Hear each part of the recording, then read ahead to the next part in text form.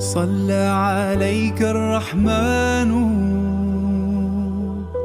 أزكى الصلاة والسلام يا ربي. السلام عليكم ورحمة الله وبركاته. حمدا لله صلاة وسلاما على رسول الله سيدنا محمد بن عبد الله وعلى آله وأصحابه ومن والاه ولا حول ولا قوة إلا بالله أما بعد. Yang kami muliakan para jamaah sekalian, alhamdulillah atas limpahan taufik hidayah inayah dari Allah Subhanahu wa taala, dalam kesempatan siang ini kita semua dapat berkumpul untuk melaksanakan ibadah dan ketaatan kita kepada Allah Subhanahu wa taala.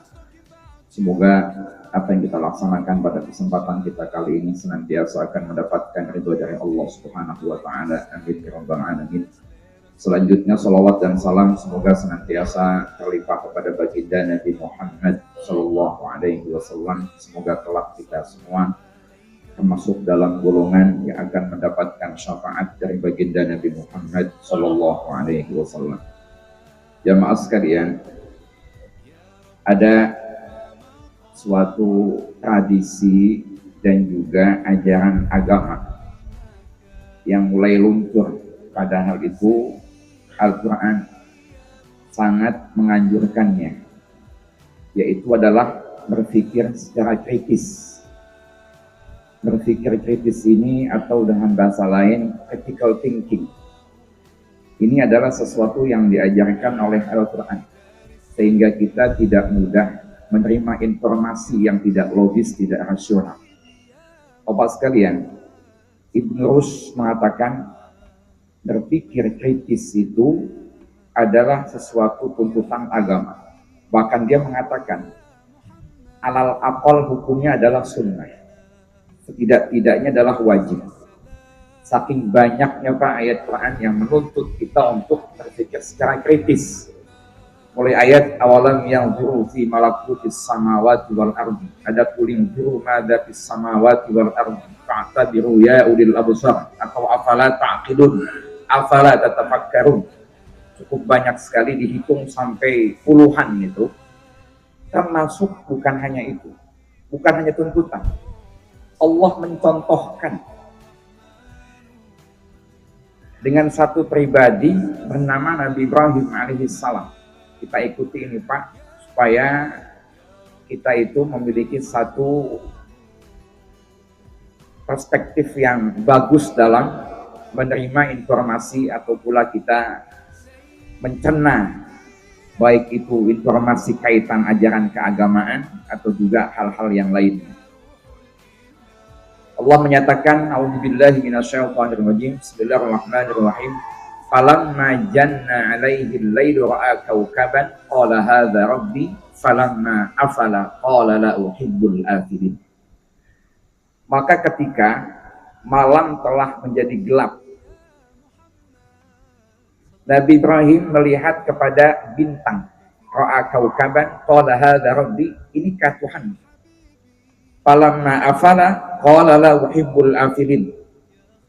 Dia mengatakan ketika tenggelam, falamma afala, tenggelam, terbenam itu bintang, Nabi Ibrahim mengatakan, saya enggak suka sesuatu yang tenggelam.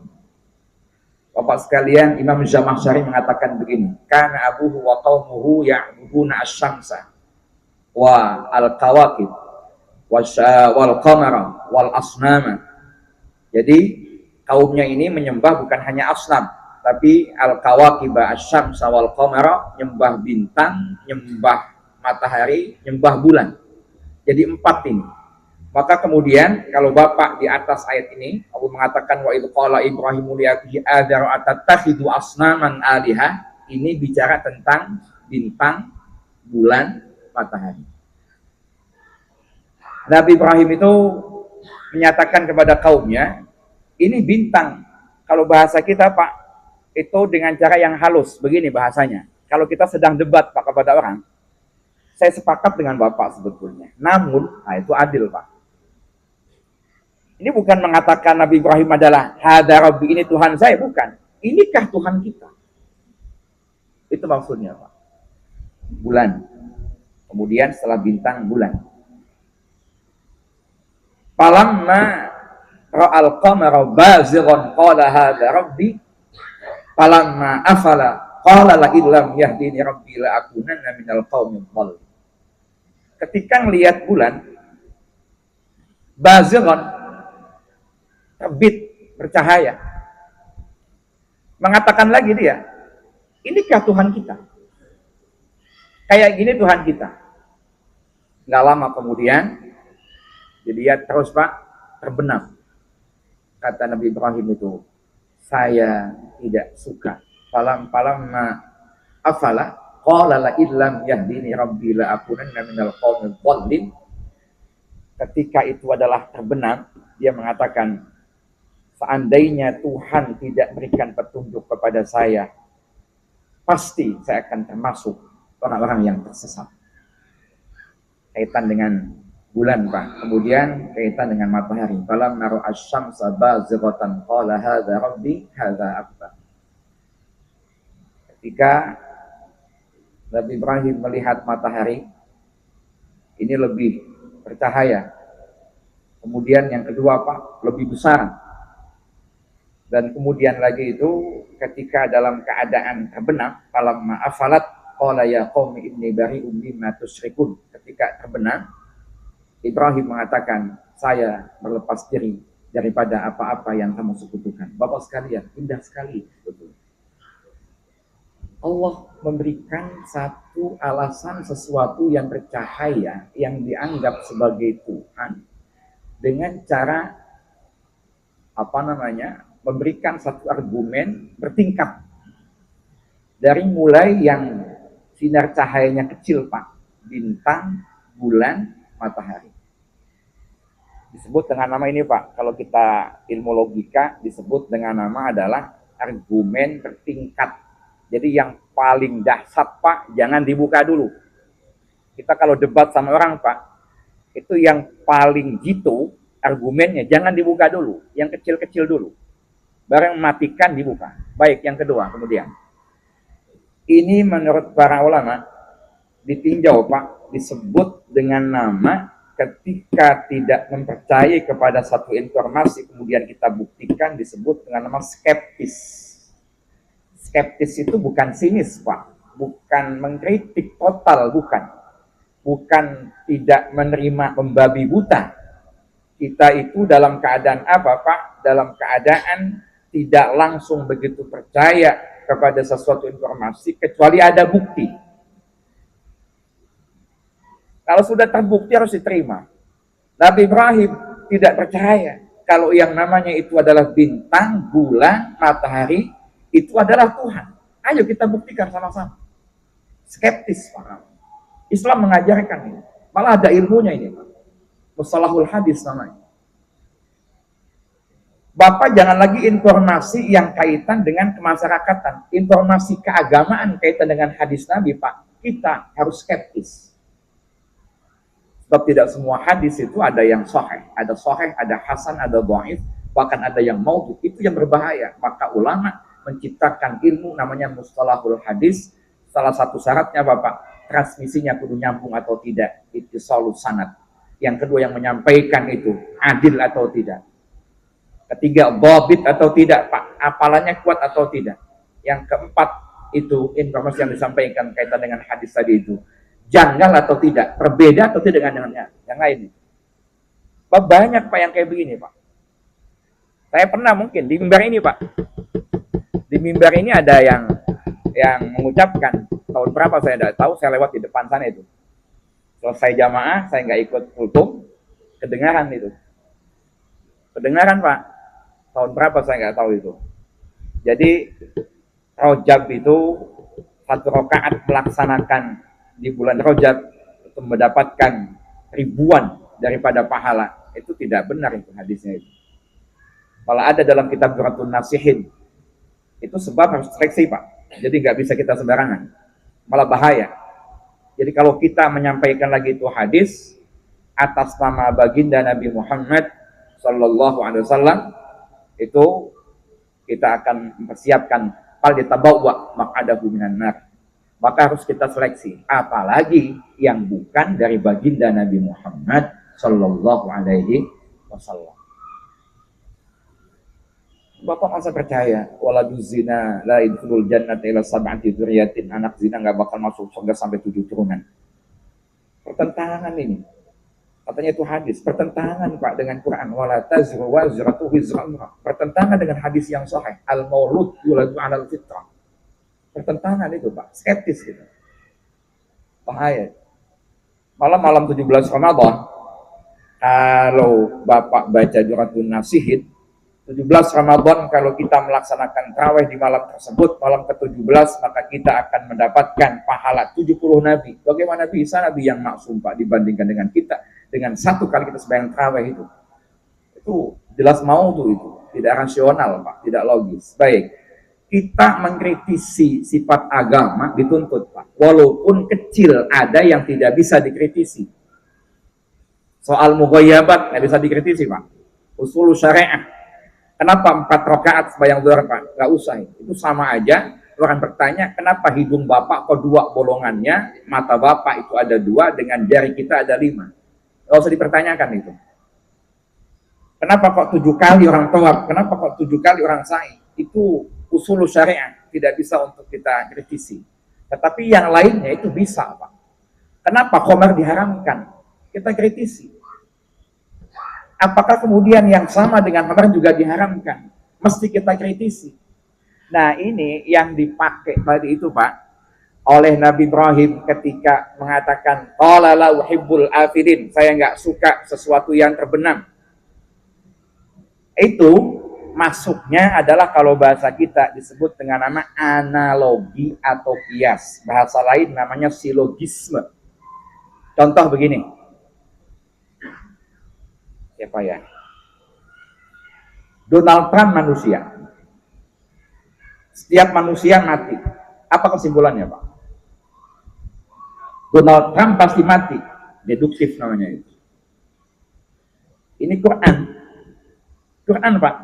Wa ma Muhammadun illa rasul qad khalat min qabli rusul afa imma ta'u qutilan qalabtum. Bila ada ayat wa ma kana li nafsin an tamuta illa bi idnillahi kitaban muajjal.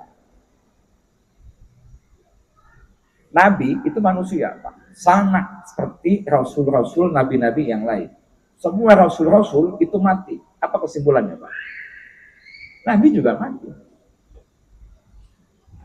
Nah ini tadi qala al-wahibbul lafidin al-alam mutaghayyirun wa kullu mutaghayyirin hadithun fal alam hadithun. Alam itu berubah. Alam itu siapa Pak? Segala sesuatu selain Allah Subhanahu wa ta'ala. Bulan terbenam terbit, matahari terbenam terbit, kemudian juga bintang terbenam terbit, dan ini Pak berjalan ini bumi ini. Sesuatu yang sifatnya berubah, apalagi dia berjalan, dia berpindah, itu menunjukkan adalah makhluk. Kalau orang belajar tauhid Pak, al-alam mutaghayyirun wa kullu mutaghayyirin hadithun fal alam hadithun. Termasuk ini dipakai para ulama usul fikih untuk mengistinbat hukum. Bapak ditanya begini, Pak Ustadz, itu hukumnya whisky bagaimana? Di Quran nggak? Ada nggak? Nggak ada Pak. Di Quran nggak ada itu. Bapak cari whisky nggak ada. Yang ada khamar Pak. Bapak cari ganja nggak ada itu. Bapak kemudian nanya, kenapa kok diharamkan itu? Hadis nggak ada, Quran nggak ada. Semua nggak ada. Diambil elatnya Pak. Apa itu elat Pak? Elat itu adalah sifat melekat yang ada pada dia yang menjadi alasan buat diharamkan. Apa dia? Muskirun, memabukkan. Maka cukup mengatakan begini kita Pak. Al-khamru muskirun wa kullu muskirin haramun fal khamru haramun. Khamar itu memabukkan, setiap yang memabukkan hukumnya adalah haram, maka khamar adalah memabukkan. Itu namanya deduktif. Berpikir yang benar seperti itu Pak. Sekarang ada lagi. Bukan hanya deduktif, ada sifat induktif. Ini lebih lemah. Yang dipakai para survei itu Pak. Ini logikanya begini nih. Di atas, begini aja, wilayah di atas Gunung Selamet itu dingin. Wilayah di atas Gunung Sumbing itu dingin. wilayah di atas Gunung Batur itu dingin. Kesimpulannya adalah segala sesuatu wilayah, setiap wilayah yang ada di atas gunung pasti dingin. Kayak contoh, diambil survei Pak, 12,5% warga Provinsi Banten buta huruf Al-Quran. Apakah Bapak ditanya semuanya? Kan enggak. Asal diambil sampel itu paling berapa orang Pak, bisa menimbulkan kesimpulan. Dan itu kadang-kadang bisa valid Pak. Trial and errornya sangat kecil sekali. Kayak Bapak belum aja nyoblos, tiba-tiba ada yang udah ngungkapin, ini sekian persen, menggunakan metodologinya adalah pemikirannya Pak, disebut dengan nama induktif. Ketahuan sebelum nyoblos. Itu yang diambil sampel Pak, cuman berapa orang, bukan setiap orang ditanya itu. Nah, tadi Pak namanya adalah induktif. Kita kudu punya pemikiran kayak begini. Artinya begini, kalau ada orang menyampaikan Pak, pertama kali yang kita ini kan adalah sumbernya dari mana dulu. Orang ngomongin kiamat sekian tahun sekian, 400 sekian, sumbernya apa dulu itu? Hadisnya bagaimana kualitas dan statusnya Pak? Jadi kadang-kadang kita gampang banget ngerti. Ini subhanallah Pak, kemarin pagi saya baca itu ada Ustadz ngomongin kiamat itu sekian, katanya ada Imam Mahdi ditangkap di Mekah katanya, subhanallah. Dari mana sumber informasinya itu? Oh dia bisa itu Imam Mahdi Pak. Jadi kita jangan gampang percaya, ini luar biasa. Baik, yang kedua Bapak analisa mendalam. Analisa itu bagaimana Pak kita ini? Pertama buat kita Pak, melihat sistematika pemikiran sampai kesimpulan kepada itu tuh apa yang diambilnya. Kalau ada orang ngomong Facebook hukumnya haram, mohon maaf, segala sesuatu ada alasan. Saya pengen tahu Bapak memutuskan itu hukumnya haram, bagaimana prosesnya. Saya hanya tahu kesimpulannya tentang konklusinya, bagaimana premis minornya, bagaimana premis mayornya, bagaimana muqaddimah sugronya, bagaimana muqaddimah kubronya. Jadi kadang-kadang orang gampang, haram, halal. Kita kudu tahu Pak alurnya. Pemikiran keagamaan tidak jauh dengan pemikiran secara sosial kemasyarakatan. Saya ulangi lagi, karena menggunakan sistem metodologi adalah deduktif tadi itu, kias namanya Pak. Anda mengatakan kecubung hukumnya haram, dari mana itu? Disamakan dengan apa kecubung itu? Namanya istidlal Pak, kalau kita belajar usul fikih. Baik, yang ketiga. Kalau orang ngomong Pak, itu kita yang ketiga seleksi pembuktian. Fakta sama opininya dibedain Pak. Fakta dengan data sinkron atau tidak. Kalau saya ngomong begini, contoh aja Pak ya, mohon maaf, tidak nyinggung siapa-siapa saya ini. Ekonomi Indonesia naik 8%. Contohnya. Tinggal Bapak lihat di fakta di lapangan seperti apa itu. Ya, yang jelas kudu melihat semuanya Pak, mau makro mau mikro, baru akan ketemu nanti. Terakhir Bapak sekalian yang dirahmati oleh Allah Subhanahu wa taala, Islam menuntut kita untuk tidak mudah menerima informasi. Ini kekurangan kita. Sampai saya baca Pak dalam sebuah buku Abid Al-Jabiri, salah seorang guru filsafat yang ada di Al-Azhar Pak, mengatakan begini, la taqadduma wala nuhudha lil ummatil islamiyah illa bittiba' hadzal manhaj. Enggak bakal maju umat Islam, tidak bakalan pula dia akan menjadi berkembang, akan bangkit umat Islam tanpa mengikuti tadi tuntutan Al-Qur'an, yaitu apa? An-nadharu as-sahih, bahasa dulu, berpikir yang benar. Kalau sekarang Pak disebut dengan nama critical thinking, berpikir secara kritis, itu pasti akan menimbulkan suatu hasil kesimpulan yang rasional, logis, dan kemudian bisa kita terima. Oleh karena itu maka kemudian buat kita Pak, ini kudu kita pakai semuanya, jangan mudah mencerna informasi. Demikian dari saya, billahi taufiq wal hidayah. Wassalamualaikum warahmatullahi wabarakatuh. Alhamdulillah, alhamdulillah.